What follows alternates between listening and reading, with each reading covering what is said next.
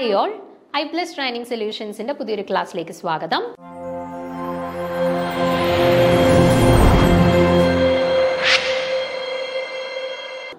ഇന്ന് നമ്മൾ ഡിസ്കസ് ചെയ്യാനായിട്ട് പോകുന്ന ടോപ്പിക് നമ്മുടെ സർഫസ് കെമിസ്ട്രി ആയിട്ട് ബന്ധപ്പെട്ട ഒരു ചെറിയൊരു ടോപ്പിക്കാണ്. അതായത് ടൈപ്സ് ഓഫ് അഡ്സോർപ്ഷൻ അല്ലേ.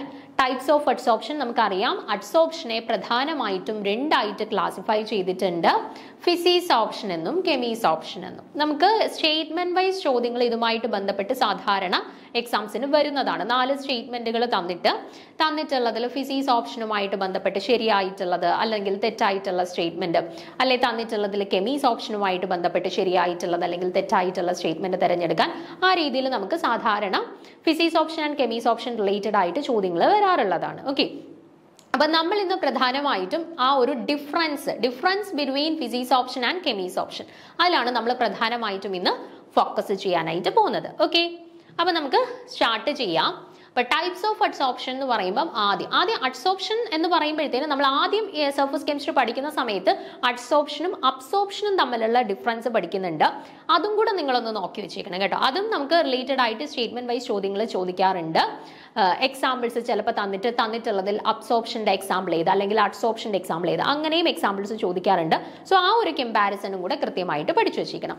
ദെൻ വളരെ ഇമ്പോർട്ടന്റ് ആയിട്ട് വരുന്ന ഒരു കമ്പാരിസൺ ആണ് physisorption and chemisorption. Okay, അപ്പൊ ആദ്യം നമുക്ക് എന്താണ് ഫിസിക്സ് ഓപ്ഷന്റെ പ്രധാനപ്പെട്ട ക്യാരക്ടറിസ്റ്റിക്സ് കാര്യങ്ങളൊക്കെ നോക്കാം. If the accumulation of a gas on the surface of a solid occurs on account of weak van der Waals forces, the adsorption is termed as physical adsorption or physics option. അപ്പോൾ എന്താണ് physical adsorption അല്ലാന്നുണ്ടെങ്കിൽ physics option എന്ന് പറയുന്നത് ഒരു അഡ്സോർബന്റും അഡ്സോർബേറ്റും തമ്മിലുള്ള interaction നടക്കുന്നത് week van der Waals ബലങ്ങൾ പോലെയുള്ള വീക്ക് ഫോഴ്സസ് വഴിയാണ് അവർക്കിടയിലുള്ള ഇന്ററാക്ഷൻസ് നടക്കുന്നത് എന്നുണ്ടെങ്കിൽ അങ്ങനെയുള്ള അഡ്സോർപ്ഷനെയാണ് നമ്മൾ ഫിസിക്കൽ അഡ്സോർപ്ഷൻ അല്ലാന്നുണ്ടെങ്കിൽ ഫിസിക്സ് ഓപ്ഷൻ. അതായത് ഫിസിക്കൽ ഫോഴ്സസ് വഴിയാണ് അവിടെ അഡ്സോർബേറ്റ് ആൻഡ് അഡ്സോർബന്റ് തമ്മിലുള്ള ഒരു ഇന്ററാക്ഷൻ നടന്നിട്ടുള്ളത് അല്ലെ. അല്ലെങ്കിൽ വീക്കായിട്ടുള്ള വാണ്ടർവാൾ ബലങ്ങൾ വഴിയാണ് അവിടെയുള്ള ഇന്ററാക്ഷൻസ് അഡ്സോർബന്റും അഡ്സോർബേറ്റും തമ്മിലുള്ള ആ ഒരു ഇന്ററാക്ഷൻ നടന്നിട്ടുള്ളത്. ഓക്കെ, അതിനെയാണ് നമ്മൾ എന്തെന്ന് പറയുക, ഫിസിക്സ് ഓപ്ഷൻ അല്ലെങ്കിൽ ഫിസിക്കൽ അഡ്സോർപ്ഷൻ എന്ന് പറയുന്നത്. ഇനി പ്രധാനപ്പെട്ട ക്യാരക്ടറിസ്റ്റിക്സ് ഓരോന്നായിട്ട് നോക്കാം. First, it arises because of van der Waals forces. നമ്മൾ പറഞ്ഞു ആദ്യം ഓർത്തിരിക്കേണ്ട പോയിന്റ് അതാണ്. ഫിസിക്സ് ഓപ്ഷനകത്ത് ഇൻവോൾവ് ചെയ്തിട്ടുള്ള ഫോഴ്സ് ഓഫ് അട്രാക്ഷൻ എന്ന് പറയുന്നത് എന്താണ്? വാണ്ടർവാൾ ബലങ്ങളാണ്. Okay, then it is not specific in nature. നോക്കിക്കേ, അത് സ്പെസിഫിക് ആണോ? അതായത് ഒരു അഡ്സോർബന്റിൽ ഒരു പർട്ടിക്കുലർ അഡ്സോർബേറ്റ് മാത്രമേ അഡ്സോർബ് ആവുകയുള്ളൂ എന്നൊരു കണ്ടീഷൻ അവിടെ ഉണ്ടോ? ഇല്ല. മൾട്ടിപ്പിൾ സൈറ്റുകളിൽ ഡിഫറെന്റ് ആളുകൾക്ക് വന്ന് അഡ്സോർബ് ചെയ്യാനുള്ള പോസിബിലിറ്റി ഉണ്ട്. ഒരു അഡ്സോർബന്റിൽ ഒരു പർട്ടിക്കുലർ അഡ്സോർബേറ്റ് മാത്രമേ അഡ്സോർബ് ചെയ്യുന്നൊന്നും ഇല്ല.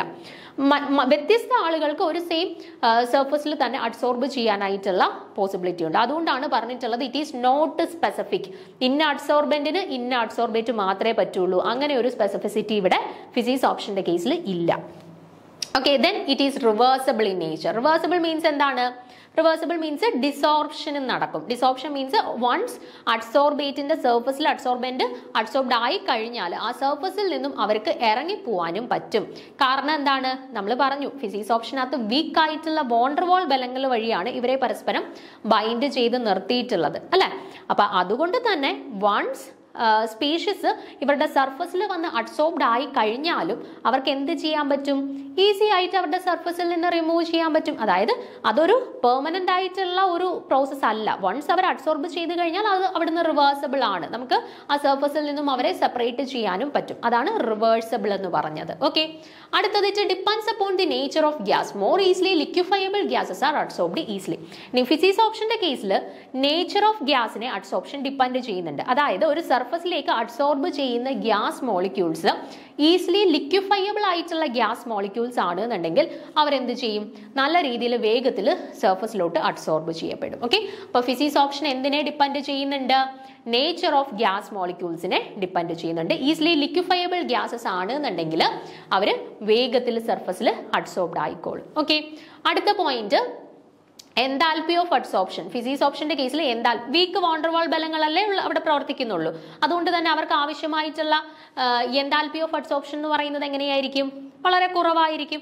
ഏകദേശം ഒരു 20 to 40 കിലോ ജൂൾ പെർ മോളിൽ എൻതാൽപ്പി ഓഫ് അഡ്സോർപ്ഷൻ മാത്രമേ ആർക്ക് അവൈലബിൾ ആയിട്ട് വരുന്നുള്ളൂ? ഫിസിക്സ് ഓപ്ഷന്റെ കേസിൽ അവൈലബിൾ ആയിട്ട് വരുന്നുള്ളൂ. ഓക്കെ, അപ്പൊ low enthalpy of adsorption and അതിന്റെ വാല്യൂ എന്ന് പറയുന്നത് 20 to 40 kilo joule per mole ആണ്. ഓക്കെ, അടുത്തത് low temperature is favourable for adsorption, it decreases with increase in temperature. അത് ഓർത്ത് വെച്ചേക്കാം. ഫിസിക്സ് ഓപ്ഷൻ പ്രധാനമായിട്ടും ഫേവറബിൾ ആയിട്ടുള്ളത് ലോവർ ടെമ്പറേച്ചറിലാണ്, കുറഞ്ഞ ടെമ്പറേച്ചറിലാണ്. ഓക്കെ, അപ്പൊ ടെമ്പറേച്ചർ കൂടിക്കഴിഞ്ഞാൽ എന്ത് സംഭവിക്കും? ടെമ്പറേച്ചർ കൂടി കഴിയുമ്പോൾ മോളിക്യൂൾസിന് കൈനറ്റിക് എനർജി കിട്ടും അല്ലെ. അപ്പൊ കൈനറ്റിക് എനർജി കിട്ടുന്ന മോളിക്യൂൾസ് ഈ അഡ്സോർബേറ്റിന്റെ സർഫസിൽ അഡ്സോർബ്ഡ് ആയിട്ട് അവിടെ ഇരിക്കുവോ? ഇല്ല. മോളിക്യൂൾസിന് കൈനറ്റിക് എനർജി കിട്ടുകയാണെന്നുണ്ടെങ്കിൽ അവർ ആ സർഫസിൽ നിന്ന് ഡിസോർപ്ഷൻ സംഭവിച്ച് അവർ ഫ്രീ ആയിട്ട് അങ്ങോട്ടും ഇങ്ങോട്ടും എല്ലാം മൂവ് ചെയ്യാനായിട്ട് ശ്രമിക്കും അല്ലെ. അപ്പൊ അവിടെ ഓർത്തിരിക്കേണ്ട പോയിന്റ് ഇതാണ്, നമ്മൾ ടെമ്പറേച്ചർ കൂട്ടി കൊടുക്കുമ്പോൾ അവിടെ normally physical bond of attraction വഴിയാണ് അവർ ബൈൻഡ് ചെയ്തിട്ടുള്ളത്. അപ്പൊ കുറച്ച് ടെമ്പറേച്ചർ കിട്ടുമ്പോൾ അവർക്ക് കൈനറ്റിക് എനർജി കിട്ടും. അപ്പൊ സർഫസിൽ നിന്ന് മോളിക്യൂൾസ് എല്ലാം എസ്കേപ്പ് ആവും അല്ലെ. അപ്പൊ ടെമ്പറേച്ചർ കൂട്ടിക്കഴിഞ്ഞാൽ മോളിക്യൂൾസിന് അവിടെ ഫിസിക്കൽ ബോണ്ട് വഴി അഡ്സോർബ്ഡ് ആയിട്ട് ഇരിക്കാൻ പറ്റുമോ? ഇല്ല. ദാറ്റ് മീൻസ് ടെമ്പറേച്ചർ കൂട്ടിക്കഴിഞ്ഞാൽ ഫിസിക്സ് ഓപ്ഷൻ കുറയും. ലോ ടെമ്പറേച്ചർ കണ്ടീഷനിലാണ് ഫിസിക്സ് ഓപ്ഷൻ സാധാരണ ഫേവറബിൾ ആയിട്ടുള്ളത്. ലോ ടെമ്പറേച്ചർ ആകുമ്പോൾ അവിടെ മോളിക്യൂൾസിന് കൈനറ്റിക് എനർജി കിട്ടുന്നില്ല. സോ മോളിക്യൂൾസ് എല്ലാം ഫിസിക്കൽ ഫോഴ്സസ് വഴി ആ പറയുന്ന സർഫസിൽ അഡ്സോർബ്ഡ് ആയിട്ട് അവിടെ അങ്ങ് ഇരുന്നോളും. ടെമ്പറേച്ചർ കൂടുമ്പോഴാണ് അവർക്ക് കൈനറ്റിക് എനർജി കൂടിയിട്ട് ഫിസിക്കൽ വാണ്ടർവാൾ ബലങ്ങൾ ഒന്നും അവരെ പിടിച്ചിരുത്താൻ മതിയാവത്തില്ല. അവർ എന്ത് ചെയ്യും? ഫ്രീ ആയിട്ട് അങ്ങോട്ടും ഇങ്ങോട്ടും എല്ലാം മൂവ് ചെയ്തിട്ട് അവിടെ അഡ്സോർപ്ഷൻ നടക്കത്തില്ല. ഓക്കെ, സോ ലോ ടെമ്പറേച്ചർ ആണ് ഫിസിക്സ് ഓപ്ഷനെ സാധാരണയായിട്ട് ഫേവർ ചെയ്യുന്നത്. ആൻഡ് ടെമ്പറേച്ചർ ഉയർന്നു കഴിഞ്ഞാൽ അവിടെ ഫിസിക്സ് ഓപ്ഷൻ നടക്കാനായിട്ടുള്ള സാധ്യത കുറയും. ഓക്കെ, അടുത്തത് no appreciable activation energy is needed. നമ്മൾ പറഞ്ഞു വീക്ക് ആയിട്ടുള്ള വാണ്ടർവാൾ ബലങ്ങൾ വഴിയാണ് അവരെ അവിടെ സർഫസിൽ അഡ്സോർബ് ചെയ്ത് ഇരുത്തിയിട്ടുള്ളത്. അതുകൊണ്ട് തന്നെ എക്സ്ട്രാ ആക്ടിവേഷൻ എനർജി വല്ലതും ആവശ്യമായിട്ട് വരുന്നുണ്ടോ? ഇല്ല. Then it depends upon the surface area. It increases with an increase of surface area. Surface area dependent ആണ്. അതായത് സർഫസ് ഏരിയ കൂടി കഴിഞ്ഞാൽ അവിടെ നടക്കാൻ സാധ്യതയുള്ള ഫിസിക്സ് ഓപ്ഷന്റെ അളവും കൂടും. ഓക്കെ, സർഫസ് ഏരിയയുമായിട്ട് ഡയറക്റ്റ് റിലേഷൻഷിപ്പ് ആണ്, ടെമ്പറേച്ചറുമായിട്ട് ഇൻവേഴ്സ് റിലേഷൻഷിപ്പ് ആണ്. ഓക്കെ, അപ്പൊ ഇത്രയും കാര്യങ്ങളാണ് ഫിസിക്സ് ഓപ്ഷനുമായിട്ട് ബന്ധപ്പെട്ട് അവരുടെ പ്രധാനപ്പെട്ട ക്യാരക്ടറിസ്റ്റിക്സ്. ഒരു പോയിന്റ് കൂടെ ഉണ്ട്, it results in to multi layer formation on the adsorbent surface under high pressure. ഏറ്റവും പ്രധാനപ്പെട്ടത് നമുക്ക് തിരിഞ്ഞു പോകാൻ സാധ്യതയുള്ളതുമായിട്ടുള്ള ഒരു പോയിന്റ് ആണ്. അതായത് ഫിസിക്സ് ഓപ്ഷൻ മെയിൻലി പ്രിഫർ ചെയ്യുന്നത് മൾട്ടി ലെയർ അഡ്സോർപ്ഷൻ ആണ്. ഒരു സിംഗിൾ ലെയറിലല്ല അവിടെ അഡ്സോർപ്ഷൻ നടക്കുന്നത്, മൾട്ടിപ്പിൾ ലെയേഴ്സിലായിട്ടാണ് അഡ്സോർപ്ഷൻ നടക്കുന്നത്. അതായത് physics option favours multi layer adsorption. Okay, അവിടെ മൾട്ടി ലെയർ അഡ്സോർപ്ഷൻ ആണ് ഫേവർ ചെയ്യുന്നത്. അത് പ്രത്യേകം ഓർത്തിരിക്കേണ്ടതാണ്, നമുക്ക് തിരിഞ്ഞു പോകുന്നതാണ്. അതിനെ മെയിൻലി ഫോക്കസ് ചെയ്തിട്ടായിരിക്കും നമുക്ക് ക്വസ്റ്റ്യൻസ് വരുന്നത്. ഓക്കെ, അപ്പോൾ ഫിസിക്സ് ഓപ്ഷന്റെ കേസിൽ മൾട്ടി ലെയർ അഡ്സോർപ്ഷൻ ആണ് നടക്കുന്നത്. അപ്പൊ ഇത്രയും പോയിന്റ്സ് നിങ്ങൾ ഫിസിക്സ് ഓപ്ഷനുമായിട്ട് ബന്ധപ്പെട്ട് ഓർത്തിരിക്കണം. ഇനി നമുക്ക് കെമീസ് ഓപ്ഷനിലോട്ട് പോകാം. ഇതിന്റെ എല്ലാം നേരെ ഓപ്പോസിറ്റ് ആയിരിക്കും കെമീസ് ഓപ്ഷനിൽ നടക്കുന്നത്. നോക്കിക്കേ, ഒന്നാമത്തെ പോയിന്റ് എന്താണ്? When the gas molecules or atoms are held to the solid surface by chemical bonds, the adsorption is termed as chemise option or chemical adsorption. Physics option എന്ന് പറയുമ്പോൾ physical bonds വഴിയായിരുന്നു molecules സർഫസിൽ adsorbed ആയിരുന്നതെങ്കിൽ ഇവിടെ എന്തായിരിക്കും? Chemical forces വഴി അല്ലെങ്കിൽ chemical bonds വഴിയായിരിക്കും molecules ആ ഒരു സർഫസിലോട്ട് അഡ്സോർബ്ഡ് ആയിട്ടുള്ളത് അല്ലെ. അപ്പൊ അങ്ങനെയുള്ള അഡ്സോർപ്ഷനെയാണ് നമ്മൾ കെമീസ് ഓപ്ഷൻ അല്ലെങ്കിൽ കെമിക്കൽ അഡ്സോർപ്ഷൻ എന്ന് പറയുന്നത്. ഓക്കെ, ഇനി ക്യാരക്ടറിസ്റ്റിക്സ് ഓഫ് കെമീസ് ഓപ്ഷൻ. കെമീസ് ഓപ്ഷന്റെ പ്രധാനപ്പെട്ട ക്യാരക്ടറിസ്റ്റിക്സ് എന്തൊക്കെയാണ് നോക്കിക്കേ. ഒന്നാമത്തത്, it is formed by chemical bond formation. നമ്മൾ പറഞ്ഞതാണ് കെമിക്കൽ ഫോഴ്സസ് അല്ലെങ്കിൽ കെമിക്കൽ ബോണ്ട്സ് വഴിയാണ് പരസ്പരം മോളിക്യൂൾസ് സർഫസിൽ അഡ്സോർബ്ഡ് ആയിട്ട് ഇരിക്കുന്നത്. It is highly specific in nature. അതായത് ഇത് ഹൈലി സ്പെസിഫിക് ആണ്. അതായത് ഇന്ന സർഫസിൽ ഇന്ന മോളിക്യൂൾസെ അഡ്സോർബ്ഡ് ആവും. നമുക്ക് ഇഷ്ടമുള്ള അഡ്സോർബെന്റിനകത്ത് ഇഷ്ടമുള്ള അഡ്സോർബേറ്റ് കയറി അഡ്സോർബ്ഡ് ആവത്തില്ല. ഫിസിക്സ് ഓപ്ഷനിൽ അങ്ങനെ ഇല്ലായിരുന്നു, ഫിസിക്കൽ ഫോഴ്സസ് ആണ്. അപ്പൊ ഇഷ്ടമുള്ള അഡ്സോർബെന്റും ഇഷ്ടമുള്ള അഡ്സോർബേറ്റൂടെ പെയറപ്പ് ചെയ്യായിരുന്നു. പക്ഷെ ഇവിടെ അങ്ങനെയല്ല, സ്പെസിഫിക് ആണ്. ഇന്ന അഡ്സോർബേറ്റും ഇന്ന അഡ്സോർബെന്റും മാത്രമേ അഡ്സോർപ്ഷനിൽ ഇൻവോൾവ് ചെയ്യുള്ളൂ. അത് സ്പെസിഫിക് ആണ്. ആരുടെ കേസിൽ? കെമീസ് ഓപ്ഷന്റെ കേസിൽ. Then it is irreversible. നോക്കിക്കേ, ഫിസിക്സ് ഓപ്ഷന്റെ കേസിൽ ഫിസിക്കൽ ഫോഴ്സസ് വഴിയായിരുന്നു അവർ സർഫസിൽ ബൈൻഡ് ചെയ്തിട്ടുണ്ടായിരുന്നത്. അതുകൊണ്ട് നമുക്ക് എന്താ, ചെറിയൊരു ഫോഴ്സ് കൊടുത്താൽ തന്നെ അവിടെ അവരെ ആ സർഫസിൽ നിന്ന് റിമൂവ് ചെയ്യാമായിരുന്നു. പക്ഷെ ഇവിടെ എന്താണ്? കെമിക്കൽ ബോണ്ട് വഴിയാണ് അഡ്സോർബന്റും അഡ്സോർബേറ്റും പരസ്പരം ജോയിൻ ചെയ്തിട്ടുള്ളത് അല്ലെ. അതുകൊണ്ട് തന്നെ നമ്മൾ ഒരു ഹയർ എനർജി കൊടുത്താൽ മാത്രമേ, ഹയർ എനർജി കൊടുത്താൽ പോലും നമുക്ക് അതിനെ ഓവർകം ചെയ്തിട്ട് ആ മോളിക്യൂൾസിനെ സർഫസിൽ നിന്നും റിമൂവ് ചെയ്യാനായിട്ട് പറ്റത്തില്ല, ബുദ്ധിമുട്ടാണ്. ഓക്കെ, അതുകൊണ്ട് തന്നെ ഇത് ഇറിവേഴ്സിബിൾ ആണ്. കെമിക്കൽ ബോണ്ട് വഴിയാണ് അവിടെ ബൈൻഡ് ചെയ്തിരിക്കുന്നത്. So it is irreversible. Okay, then it also depend upon the nature of gases which can react with adsorbent show chemisoption. അപ്പോൾ ഇവിടെ നേച്ചർ ഓഫ് ഗ്യാസസിനെ കെമിസോപ്ഷൻ ഡിപ്പെൻഡ് ചെയ്യുന്നുണ്ട്. അവിടെ നമ്മൾ പറഞ്ഞു ഈസിലി ലിക്വിഫയബിൾ ഗ്യാസസ് ആണ് ഫിസിസോപ്ഷനിൽ പ്രധാനമായിട്ടും ഇൻവോൾവ് ചെയ്യുന്നത്. കെമിസോപ്ഷനെ സംബന്ധിച്ചിടത്തോളം എങ്ങനെയുള്ളവരാണ് പ്രധാനമായിട്ടും ഇൻവോൾവ് ചെയ്യുന്നത്? ആർക്കാണോ അഡ്സോർബന്റിന്റെ സർഫസുമായിട്ട് പെട്ടെന്ന് റിയാക്ട് ചെയ്യാൻ പറ്റുന്ന ഗ്യാസസ് അവരായിരിക്കും കെമിസോപ്ഷൻ കൂടുതലായിട്ട് പ്രിഫർ ചെയ്യുന്നത്. അഡ്സോർബന്റുമായിട്ട് പെട്ടെന്ന് കെമിക്കൽ റിയാക്ഷൻസിൽ പങ്കെടുക്കാൻ പറ്റുന്ന ആളുകളെ സംബന്ധിച്ചിടത്തോളം അവരാണ് പ്രധാനമായിട്ടും കെമിസോപ്ഷനിൽ ഇൻവോൾവ് ചെയ്യുന്നത്. മറ്റേടത്ത് ഫിസിക്കൽ ഫോഴ്സസ് ആയിരുന്നു. വലിയ ബലമൊന്നും നമുക്ക് ആവശ്യമില്ല. അതുകൊണ്ട് തന്നെ വീക്ക് ആയിട്ടുള്ള വോണ്ടർവാൾ ബലങ്ങൾ വഴി ബൈൻഡ് ചെയ്യുന്നത് കൊണ്ട് തന്നെ എൻതാൽപ്പി ഓഫ് അഡ്സോർപ്ഷൻ വളരെ കുറവായിരുന്നു. 20 to 40 കിലോ ജൂൾ പെർ മോൾ ആയിരുന്നു. പക്ഷേ ഇവിടെ സ്ട്രോങ് ആയിട്ടുള്ള കെമിക്കൽ ബോണ്ട് വഴിയാണ് അവർ ബൈൻഡ് ചെയ്തിട്ടുള്ളത് അല്ലെ. അതുകൊണ്ട് തന്നെ നമുക്കിവിടെ എൻതാൽപ്പി ഓഫ് അഡ്സോർപ്ഷൻ എന്ന് പറയുന്നത് കൂടുതലാണ്. ഏകദേശം 40 to 400 കിലോ ജൂൾ പെർ, അല്ലെന്നുണ്ടെങ്കിൽ ചിലടത്ത് 40 to 400 എന്നുള്ള റേഞ്ചും കൊടുത്തിട്ടുണ്ട്. ചില ടെക്സ്റ്റുകളിൽ 80 to 240 കിലോ ജൂൾ എന്നും കൊടുത്തിട്ടുണ്ട് കേട്ടോ. അപ്പോൾ നമ്മുടെ ഓപ്ഷൻസിൽ എങ്ങനെയാണോ വരുന്നത് അത് നോക്കിയിട്ട് നിങ്ങൾ തിരഞ്ഞെടുക്കുക കേട്ടോ. ചിലടത്ത് 40 to 400 എന്നുണ്ട്, ചിലടത്ത് 80 to 240 എന്നുണ്ട് കേട്ടോ. അപ്പം അതാണ് എൻതാൽപ്പി ഓഫ് അഡ്സോർപ്ഷന്റെ റേഞ്ച് വരുന്നത്. Then high temperature is favourable for adsorption, it increases with increase in temperature. അപ്പോൾ യൂഷ്വലി ഹൈ ടെമ്പറേച്ചർ കണ്ടീഷനിലാണ് എന്ത് നടക്കുന്നത്? നമ്മൾ പറഞ്ഞു ഫിസിസോപ്ഷൻ നടക്കുന്നത് ലോ ടെമ്പറേച്ചർ കണ്ടീഷനിലാണ്, പക്ഷേ കെമിസോപ്ഷൻ നടക്കുന്നത് ഹൈ ടെമ്പറേച്ചർ കണ്ടീഷനിലാണ്. ടെമ്പറേച്ചർ കൂടുന്നതിനനുസരിച്ച് എന്ത് ചെയ്യും?